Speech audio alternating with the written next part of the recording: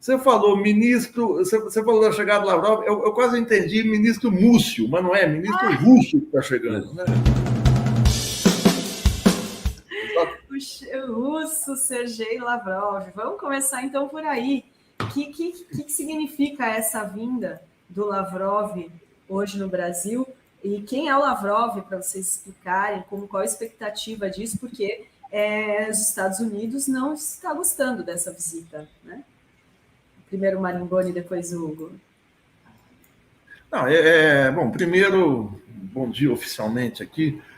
Eu acho que a visita do Sergei Lavrov, evidentemente, tem um ambiente político em que ele está vindo, que é o ambiente da guerra, é o ambiente em que o Lula acabou de voltar da China, deu um show como de diplomacia presidencial, embora os resultados da visita a gente precise dar uma discutida ainda, mas o Lula deu, evidentemente, essa viagem com mais de 200 parlamentares,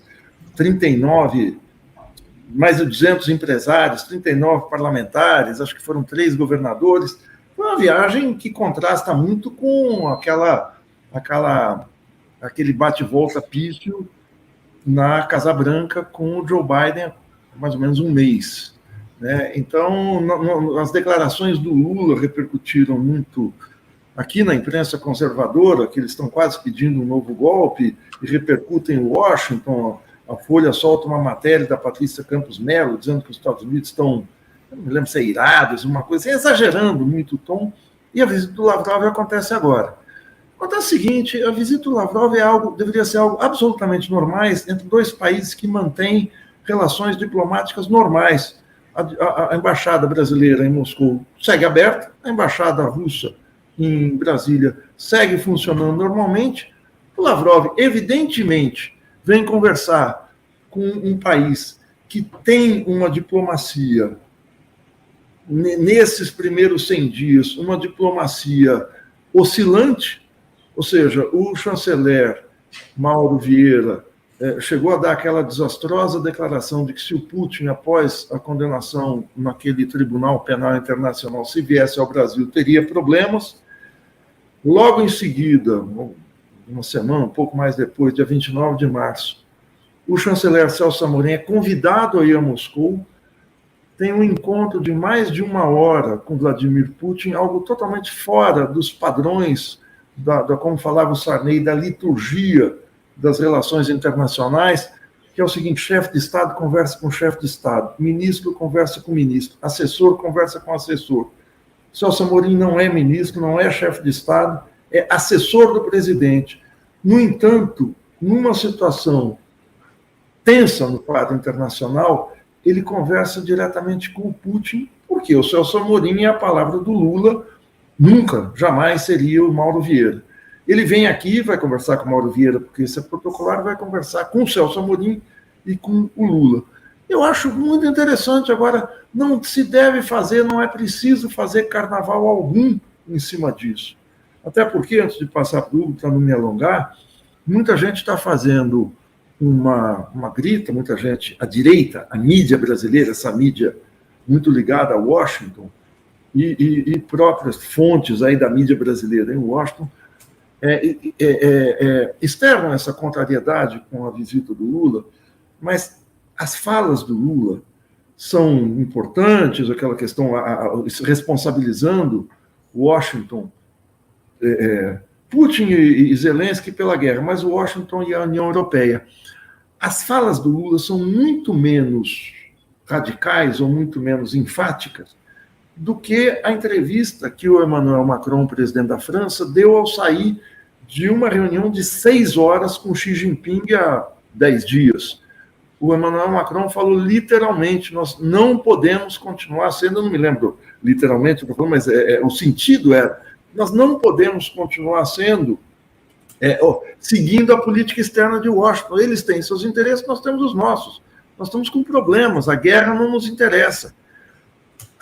A fissura que o Macron, um dirigente de direita, neoliberal, que está tendo sérios problemas com a mobilização popular contra a reforma da Previdência no seu país, com a queda da qualidade de vida, a inflação e tal, é muito mais incisiva do que as declarações do Lula. E não houve essa grita, ninguém achou que o Macron estava do lado da China, da União Soviética, da Rússia. Então, acho que isso tem que ser encarado com mais normalidade dentro das relações de um país soberano. Eu espero, por fim, que a diplomacia brasileira deixe de ter essa oscilação de um amador como o Mauro Vieira, e os profissionais, Lula e Celso Amorim, reassumam o comando para colocar Leme na diplomacia brasileira. Hugo, e aí? Como você vê essa visita? Olha, primeiro ponto, eu acho que concordo aí com o Maringoni, sempre muito preciso, mas puxando um debate, assim, até parte um pouco da minha pesquisa de uns anos para cá, que são os BRICS, né? E a composição política... Hugo, fala um pouquinho mais alto. Peraí, deixa eu aumentar. Foi mais perto. Essa questão do que, concordando aqui com o Maringoni e levantando um pouco o que é a composição política dos países que integram os BRICS, a gente tem que se perguntar o que é o Lavrov, quem é o Lavrov na Rússia. O Lavrov, ele é uma torre do Putin. Ele é, junto com o ministro da Defesa, o Shoigu, os dois homens fortes do Putin. Porque o partido do Putin, ele é um ajuntamento nacional popular muito diverso. Tem gente de todo tipo lá dentro. Tem gente de centro-esquerda, tem gente de direita, tem gente de centro. O próprio Putin eu leio como um conservador. Agora, tem dois elementos muito importantes na composição do Rússia Unida.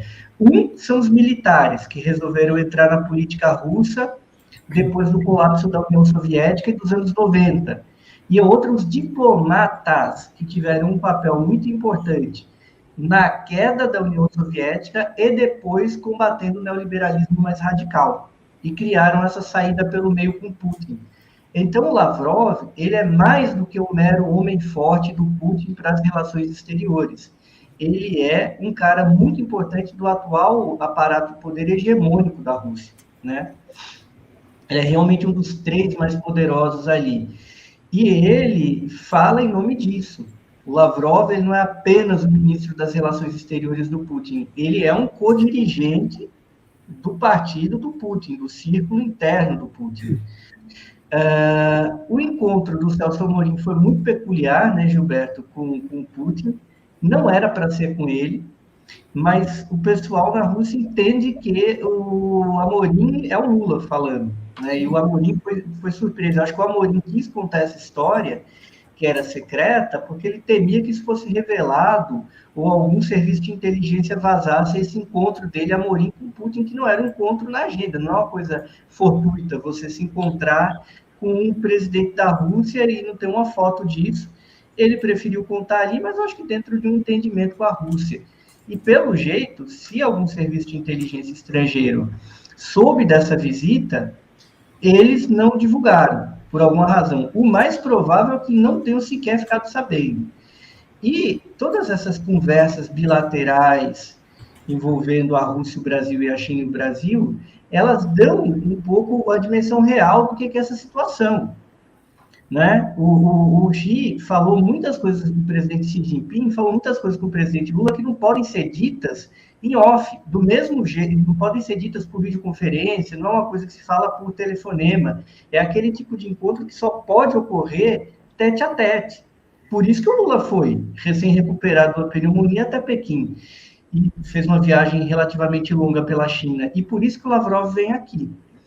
Tem um problema hoje do que é o Itamaraty. Por quê? Porque o Itamaraty, enquanto corpo, assumiu o controle do ministério, já no final do governo Bolsonaro, né? A gente precisa lembrar disso. Caiu o chanceler lá, o Araújo, que era o homem forte do Bolsonaro, e a estrutura do Itamaraty assumiu o controle da máquina, tocando uma política liberal globalista.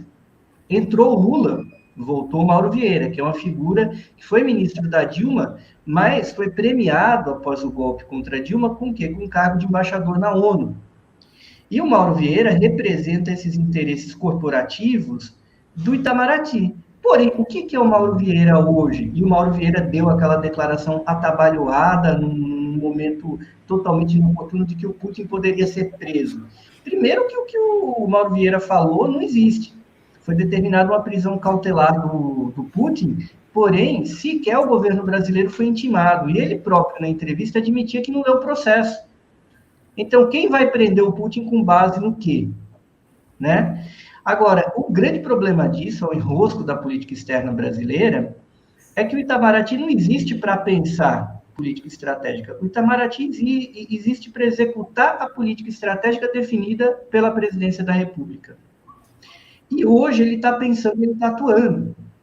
Isso é um problema sério para a nossa política externa, porque a gente está vivendo um momento muito delicado das relações internacionais. Não é o mesmo cenário de 20 anos, é um cenário totalmente oposto de 20 anos.